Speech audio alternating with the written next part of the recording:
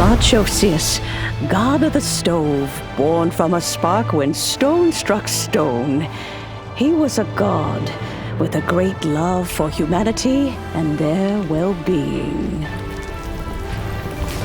Millennia ago, the people sought to expand their city. They built a dwelling on the plains and called it the Gweli Assembly. The stove god cared greatly for the people, turning himself into minions who went into every home, fostering food and solidarity alike. Alas, their home was taken by a flood.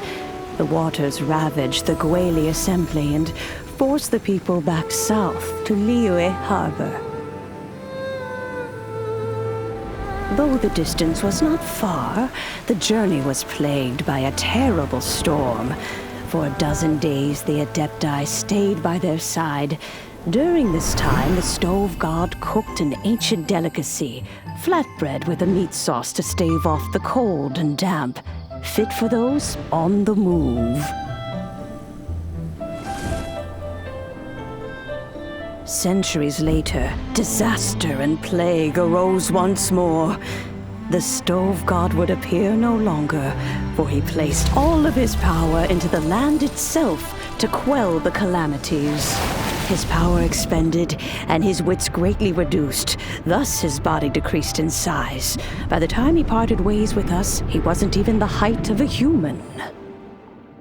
He told Rex Lapis and I of the dishes that bring joy and of the secrets of the flame, then went into the mountains and entered into a long slumber.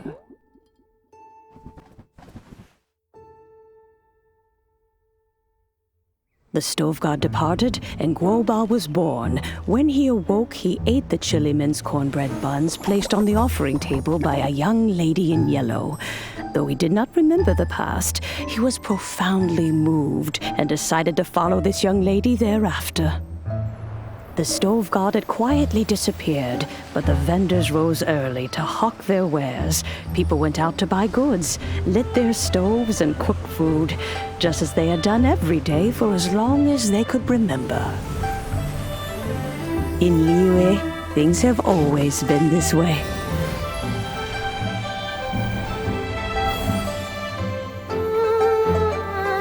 Nature provides, the mountains rejoice. We are blessed by heaven's good grace. Years have gone by. The world has transformed, but our way of life survives.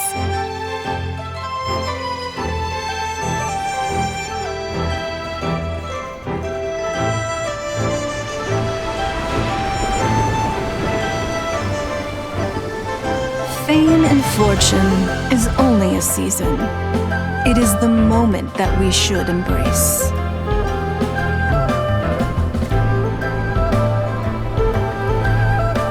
Past meets present. Heritage becomes legacy. Long into the future may we thrive.